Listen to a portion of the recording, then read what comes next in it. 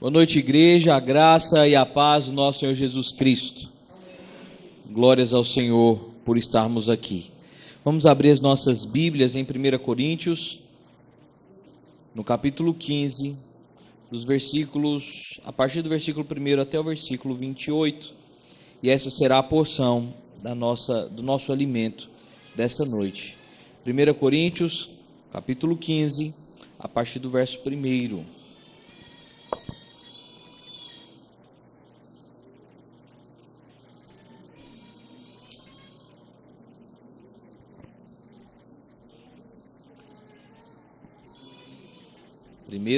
Primeira carta de Paulo aos Coríntios, capítulo 15, até o versículo 28. Assim diz a palavra do Senhor. Irmãos, venho lembrar-vos o evangelho que vos anunciei, o qual recebestes e no qual ainda perseverais. Por ele também sois salvos, se retiverdes a palavra tal como vô-la preguei, a menos que tenhais crido em vão. Antes de tudo vos entreguei o que também recebi, que Cristo morreu pelos nossos pecados segundo as Escrituras, e que foi sepultado e ressuscitou ao terceiro dia segundo as Escrituras. E apareceu a Cefas e depois aos 12. Depois foi visto por mais de 500 irmãos de uma só vez, dos quais a maioria sobrevive até agora, porém já alguns dormem. Depois foi visto por Tiago, mais tarde por todos os apóstolos, e afinal, depois de todos foi visto também por mim, como por um nascido fora de tempo, porque eu sou o menor dos apóstolos, que mesmo não sou digno de ser chamado apóstolo, pois persegui a igreja de Deus, mas pela graça de Deus sou o que sou, e a sua graça que me foi concedida não se tornou vã. Antes trabalhei muito mais do que todos eles, todavia não eu, mas a graça de Deus comigo. Portanto, seja eu ou sejam eles, assim pregamos e assim crestes. Ora, se é corrente pregar-se que Cristo ressuscitou dentre os mortos, como, pois, afirmam alguns dentre vós que não há ressurreição de mortos? E se não há ressurreição de mortos, então Cristo não ressuscitou. E se Cristo não ressuscitou, é vã a nossa fé e vã a vossa fé. É vã a nossa pregação e vã a vossa fé, e somos tidos por falsas testemunhas de Deus, porque temos asseverado contra Deus que ele ressuscitou a Cristo, o qual ele não ressuscitou, se é certo que os mortos não ressuscitam. Porque se os mortos não ressuscitam, também Cristo não ressuscitou. E se Cristo não ressuscitou, é vã a nossa fé, e ainda permaneceis nos vossos pecados. E ainda mais, os que dormiram em Cristo pereceram. Se a nossa esperança em Cristo se limita apenas a esta vida, somos os mais infelizes de todos os homens. Mas, de fato, Cristo ressuscitou dentre os mortos, sendo ele a primícia dos que dormem. Visto que a morte veio por um homem, também por um homem veio a ressurreição dos mortos. Porque assim como em Adão todos morrem, assim também todos serão vivificados em Cristo. Cada um, porém, por sua própria ordem.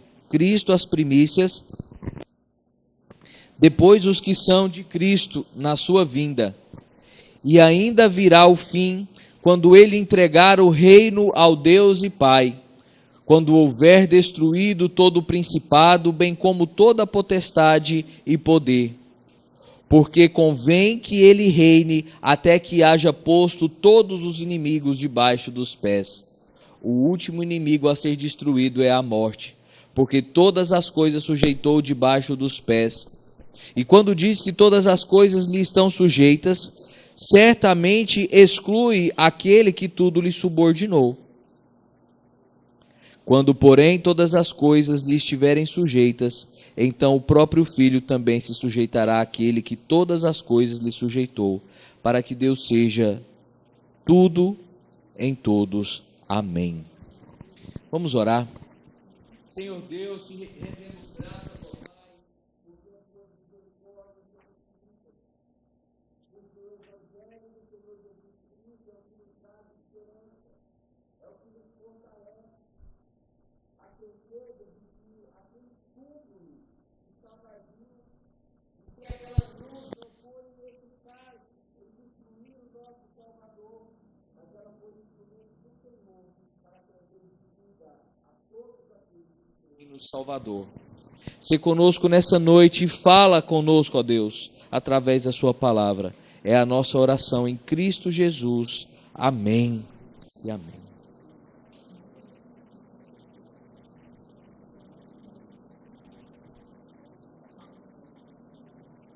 Ontem nós tivemos a oportunidade de ouvir acerca do amor, dentro deste conceito da carta de Paulo aos Coríntios, onde ficou evidenciado ali, onde o reverendo Ivan nos lembrou, acerca das condições em que a igreja de Corinto vivia. Uma igreja difícil, uma igreja complicada, uma igreja cheia de vícios espirituais. E Paulo então escreve essa carta a essa igreja para que eles pudessem então ser aperfeiçoados no amor, que parte e é o próprio Deus. E Paulo continua então exortando nessa carta à igreja para que eles pudessem então ter a plenitude do conhecimento acerca das verdades do Evangelho. E depois então, no capítulo 13, falar sobre o amor, depois dele falar um pouco acerca da ordem do culto, sobre como se deveriam tratar a questão das profecias, de como seria a ordem cultica então. O capítulo 15 se apresenta falando de uma das coisas mais importantes para a vida do crente, que é o momento ou a ação que proporcionou a todos nós vida e vida em abundância. Obviamente que o fato da ressurreição está totalmente linkado aqui ao motivo pelo qual o Senhor Jesus se entregou por amor naquela cruz. E ao nos amar, então ele proporciona, outorgado pelo Pai, a capacidade, o dom de ressurgir dos mortos. Quantas pessoas você já viu ressuscitar? Se você é da área da saúde, aqui existe, meus irmãos, um conflito de conceito.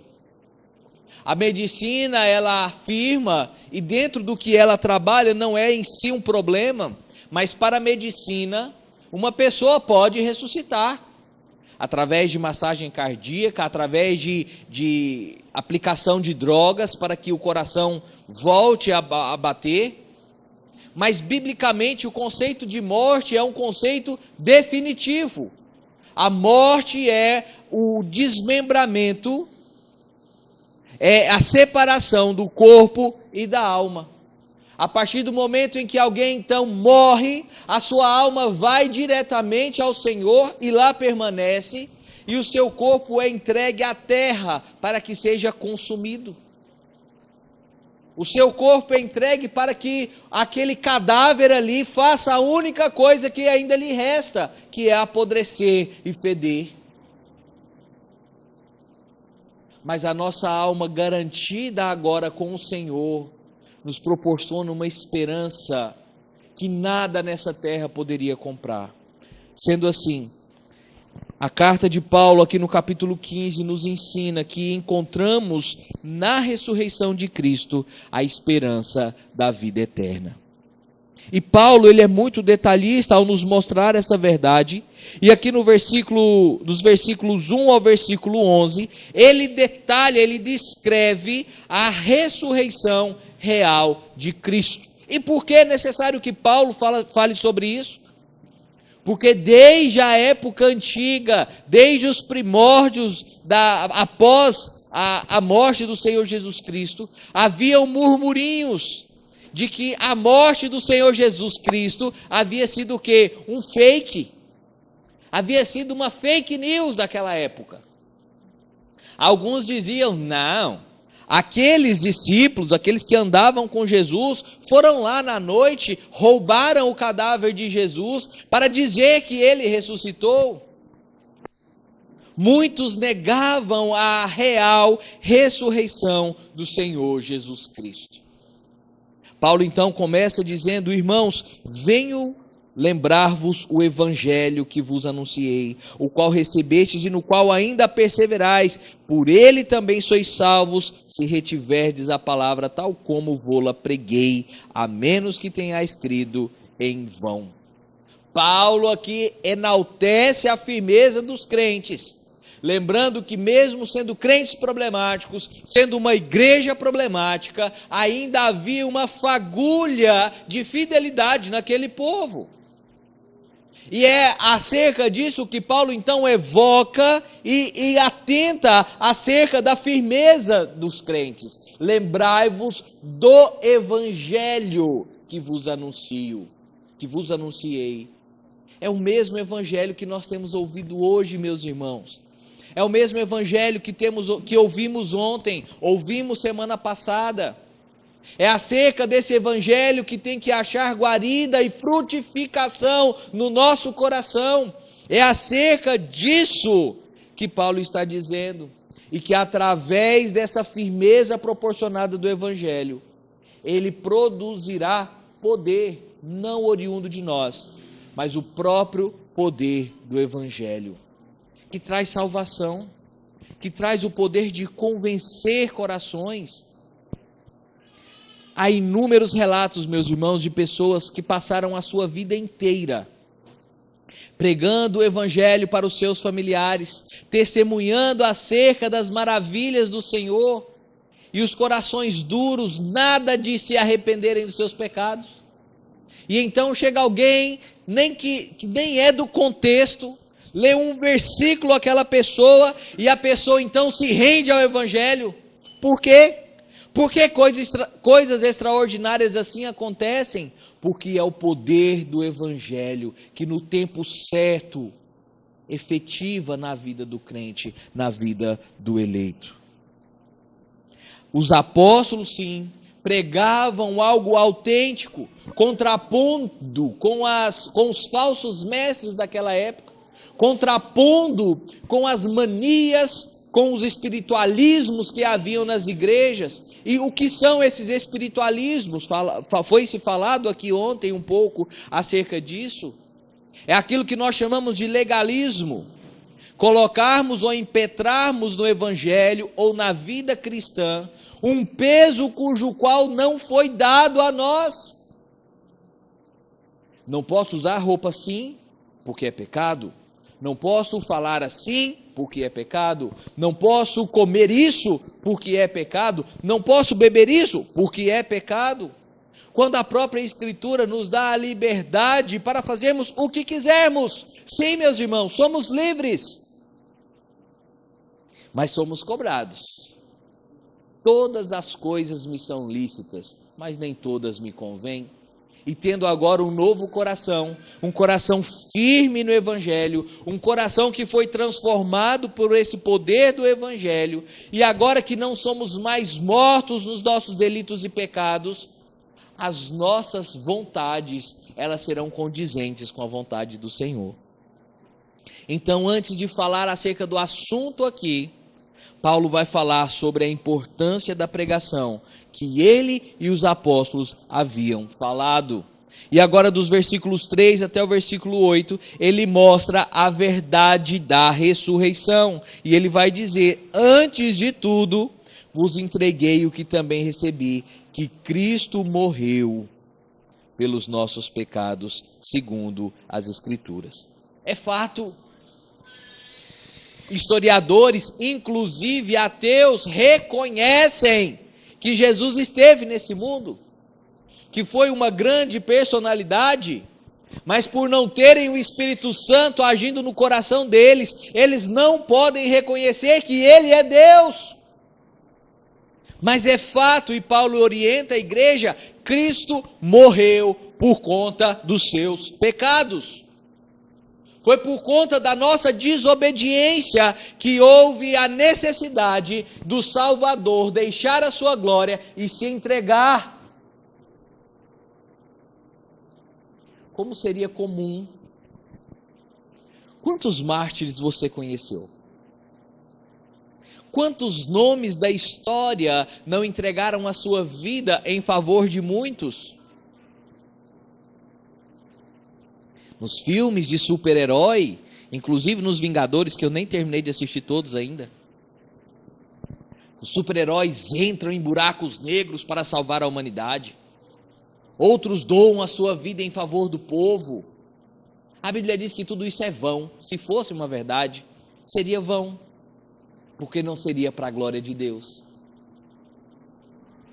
Quando nós estamos falando que Jesus morreu, foi um ato sacrificial de amor, para que nós pudéssemos ser salvos e pudéssemos outra vez glorificar a Deus. E aquela cruz foi para a glória do Senhor. Não foi simplesmente para que tivéssemos vida, não foi simplesmente porque somos tão importantes que Jesus morreu por mim. Foi para que a ira do Senhor, que a justiça dele se concretizasse. E se simplesmente o nosso Salvador tivesse se entregado à morte, ele teria sido mais um da história que morreu em favor de muitos. Mas algo fantástico acontece, e o próximo versículo diz, no versículo 4 vai explicar. Ele morreu por nossos pecados, e foi sepultado e ressuscitou ao terceiro dia, segundo as Escrituras. Ele não esteve entregue à morte, ele ressuscitou. Pesquise em casa depois. Quantas horas o corpo humano precisa para começar a se decompor? Faça uma pesquisa macabra, mas faça. A partir de quanto tempo depois que o nosso coração para de bater, que nós começamos a apodrecer? Lembre-se que você nasce e você começa a morrer a partir do momento que você é tirado da barriga da sua mãe. E a partir daquele momento nós só vamos definhando, até que quando morremos o nosso corpo então por fim apodrece. Essa é a condição que o pecado gerou. Mas por mais que o Senhor Jesus tenha sido entregue pelos nossos pecados, por mais que Ele tenha levado sobre si o peso dos nossos pecados, o Senhor Jesus Cristo não experimentou corrupção, o seu corpo não se decompôs, Ele não experimentou essa lástima, porque ao terceiro dia, aquele corpo ali, retomou-se a vida, a alma volta ao corpo de Cristo, e Ele então ressuscita dos mortos. Atos. E tudo isso, meus irmãos, referendado pelas Escrituras Sagradas. Entendam que aqui os coríntios tinham escritos já, eles não tinham a Bíblia toda, mas eles já tinham escritos, eles já tinham as cartas que Paulo escrevia. Lembrem, é bom que saibamos que nem todas estão no cânon, mas há registros históricos de mais cartas que Paulo escreveu à igreja de Corinto. E aqui então ele vai enfatizar que esse é um testemunho das Escrituras. Ele fala isso no versículo 3, enfatiza isso no versículo 4. E quando nós vamos lá para Atos, no capítulo 17, versículo 17 e 18, diz assim: por isso, dissertava na sinagoga entre os judeus e os gentios piedosos, também na praça todos os dias, entre os que se encontravam ali. E alguns dos filósofos epicureus e estoicos contendiam com ele, havendo quem perguntasse: que quer dizer esse tagarela? E outros: parece pregador de estranhos deuses, pois pregava a Jesus e a ressurreição. Entendam, meus irmãos, que já naquela época, para estes epicureus, estes estoicos, a ideia da ressurreição já era algo bizarro, uma afronta à lógica deles. Mas desde o Antigo Testamento essa é uma esperança real na vida do homem.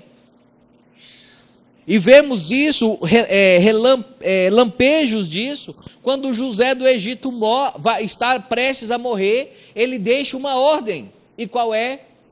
Que os seus ossos fossem levados até a casa de seus pais. Havia uma lógica naquilo, obviamente que era uma questão cultural ali, mas era uma esperança da ressurreição. É como se eles já tivessem a certeza que isso aconteceria quantos anos antes da vinda do Senhor Jesus. Berkhof ainda nos ensina dizendo: a Escritura nos ensina a esperar uma ressurreição física, semelhante à ressurreição de Cristo. A redenção em Cristo inclui o corpo. Você pode conferir isso em Romanos 8, 23 ou em 1 Coríntios 6.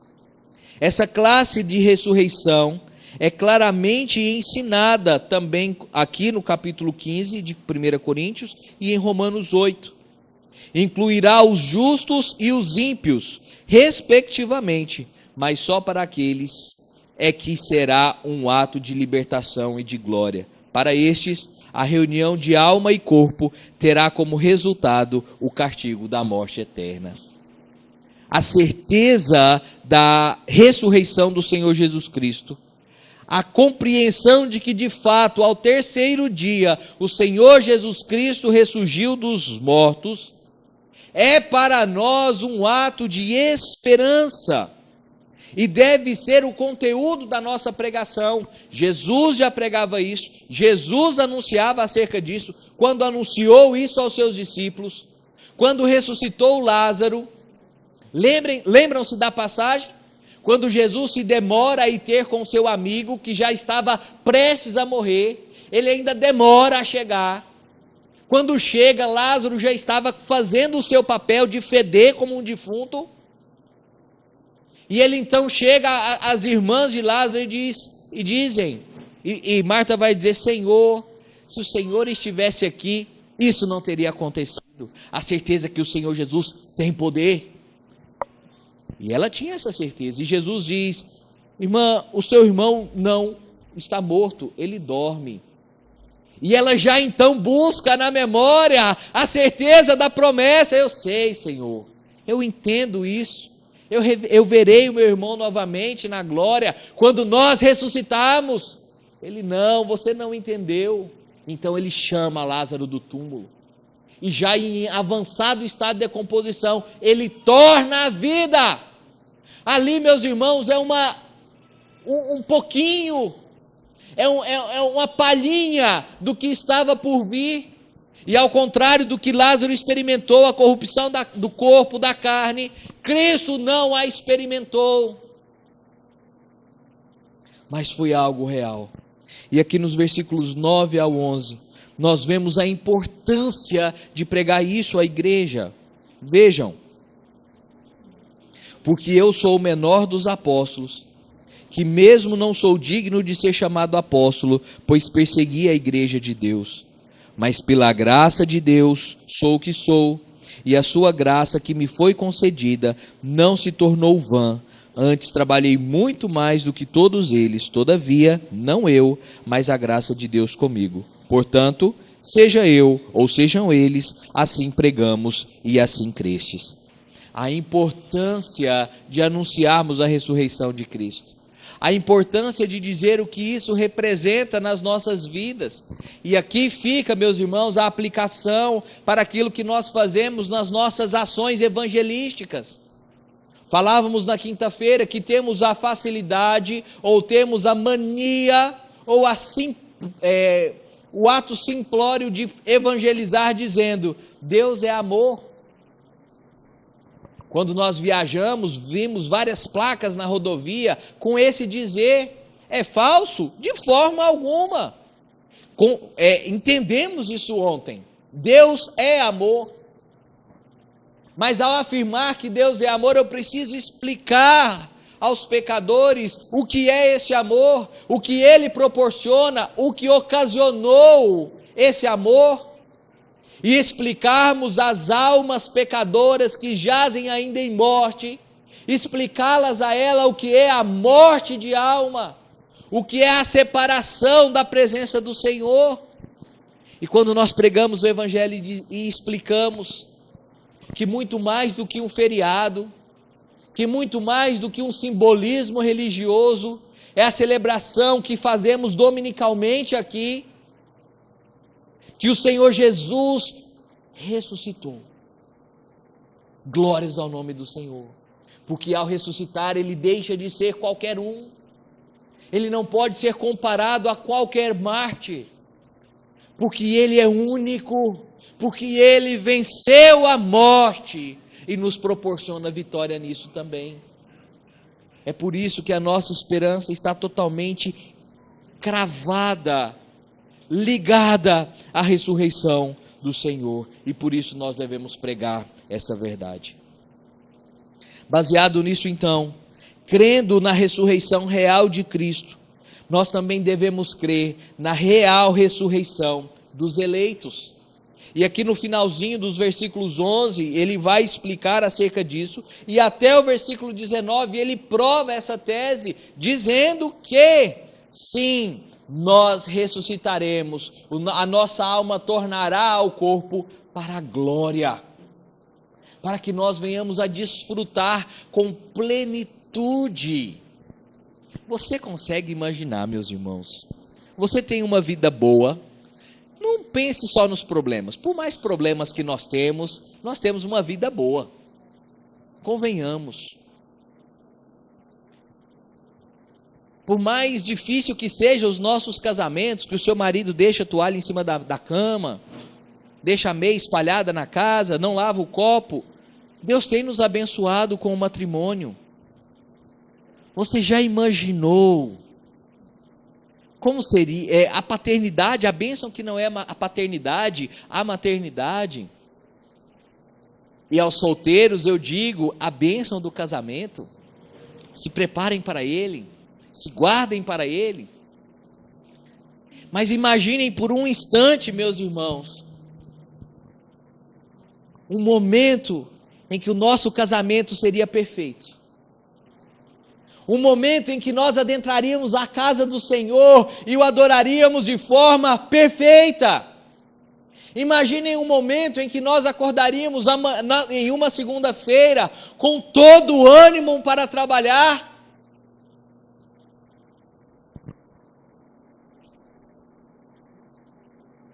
Isso não é uma possibilidade. Isso é uma verdade na vida do crente. Esse dia chegará. Essa promessa é real. E aqui no versículo 12, então, 12 e 13, ele fala sobre isso. Ora, se é corrente pregar-se que Cristo ressuscitou dentre os mortos, como, pois, afirmam algum dentre vós que não há ressurreição dos mortos? Se não há ressurreição de mortos, então Cristo não ressuscitou. É uma questão de lógica. Se Cristo foi meramente um homem bom que passou sobre a terra, se Jesus meramente esteve entre nós e que a sua ressurreição é uma suposição, é uma história, é um conto, se essa é a verdade, tudo o que nós temos vivido é uma mentira. Se Cristo não ressuscitou, essa palavra é falsa. E o pior, para a nossa condição pecaminosa, se Cristo não ressuscitou, nós também não ressuscitaremos. Se Cristo não ressuscitou, esta vida é o fim.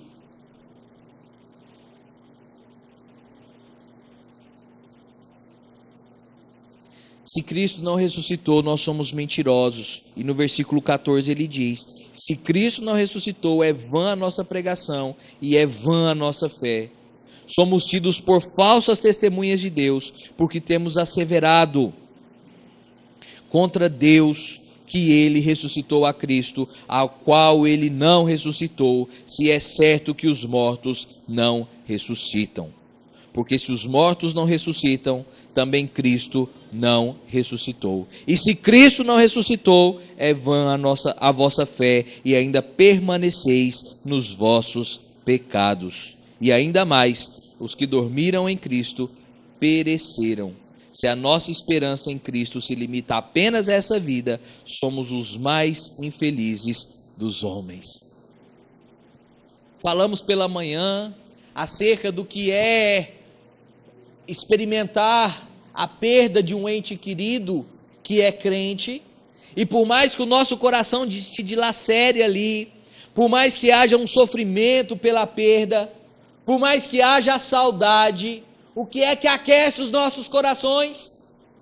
O que nos traz a convicção e uma esperança de que aquele momento horrível que marca as nossas vidas não é o fim, é a esperança que Cristo ressuscitou.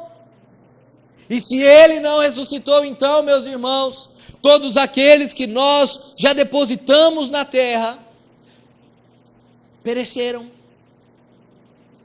Todos aqueles que o Senhor já chamou, se perderam.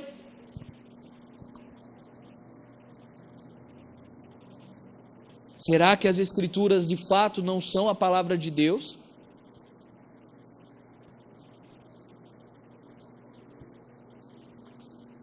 Se Cristo não ressuscitou, só nos resta a morte.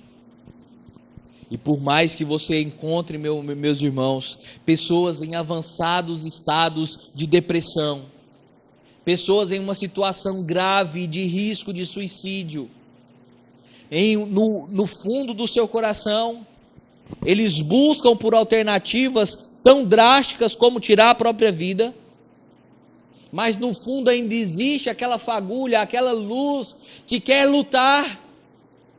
Porque se eu perguntar para você, você quer morrer? Acho pouco provável. Que alguém diz, não estou fazendo nada, bora. A ideia é que nós somos criados, meus irmãos, para a vida.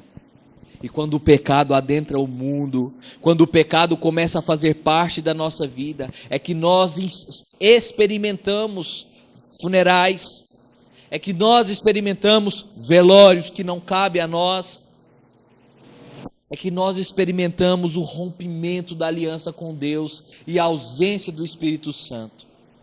Mas se Cristo ressuscitou, como a Bíblia diz, e é o que nós cremos, ainda há esperança, não é o fim. E é quando então, Paulo escrevendo aqui a essa igreja, e ao colocar essas caracolas na cabeça do povo, se Cristo não ressuscitou, não nos resta nada. E agora então, dos versículos 20 ao 28, ele vai dizer, Cristo é a esperança na ressurreição, porque Ele vive, porque a morte não o conteve. E agora Paulo quebra o argumento dizendo no versículo 20, mas de fato, Cristo ressuscitou dentre os mortos, sendo Ele a primícia dos que dormem. Aleluias! Ele está vivo à destra de Deus Pai, assentado à destra de Deus Pai. Vimos pela manhã o caráter do mediador, que corpo e alma estão à destra de Deus Pai, intercedendo por nós. Ele é a primícia porque Ele ressuscita para que todos nós venhamos também a experimentar essa bênção. É o que nós chamamos de responsabilidade federal. Inclusive tem um livro muito bom do reverendo Alain René, se quiser dar uma lida.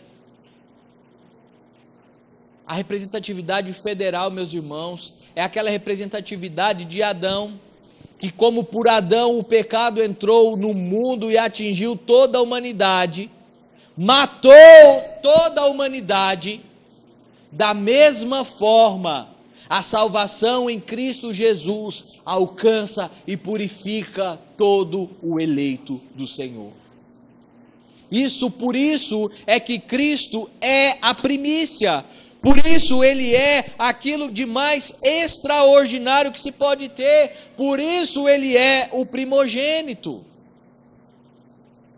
E ele não só ressuscitou, mas ele promete regressar para que todos nós também experimentemos essa ressurreição.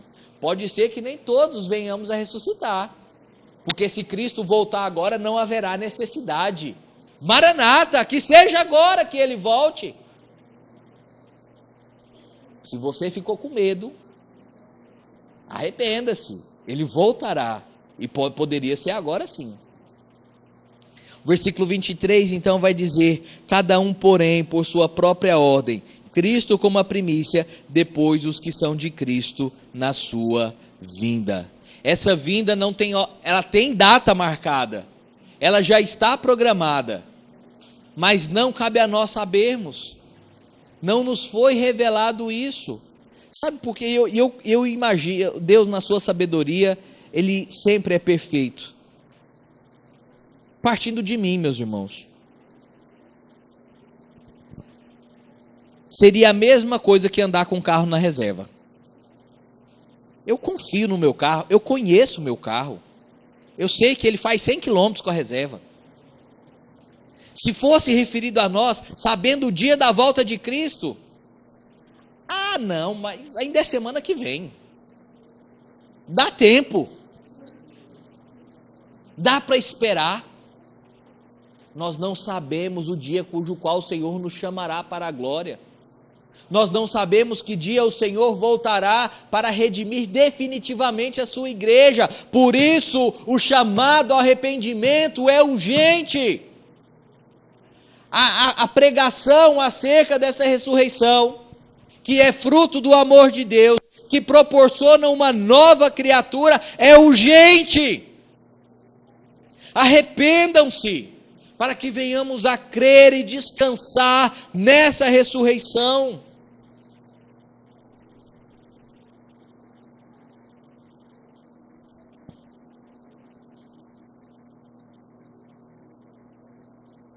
E então, versículo 24, e então virá o fim, quando ele entregar o reino de Deus e Pai, quando houver destruído todo o principado, bem como toda a potestade e poder. Porém convém que ele reine até que haja posto todos os inimigos debaixo dos seus pés. Lemos no começo da liturgia desse culto o Salmo 110. O Senhor estabeleceu o rei, profeta e sacerdote para que governasse e colocasse por estrado dos seus pés todos os inimigos do Senhor, e esse dia chegará. E então, o último inimigo a ser destruído é a morte. Se você gosta de rap, não estou indicando para que você ouça. Mas tem um grupo que chama Apocalipse 16. E eles têm uma música que diz: eu nunca vou morrer. É muito interessante. Se você não gosta, ouça a letra, veja a letra, para que você entenda o que eu estou dizendo. Ele diz: pode acontecer, pode vir um carro em cima de mim, pode acontecer milhares de coisas com esse corpo, mas eu não morrerei. É a convicção de quê? A certeza de que a ressurreição de Cristo garantiu que eu também experimentaria essa ressurreição. É a certeza, a convicção de que a morte não tem mais domínio sobre a minha vida ou sobre a sua vida. Seu Martim, um homem que morreu com seus 103 anos, e quando ele tinha aproximadamente 80, salvo engano, posso estar aqui enganado, seu Martim era um crente da Assembleia de Deus,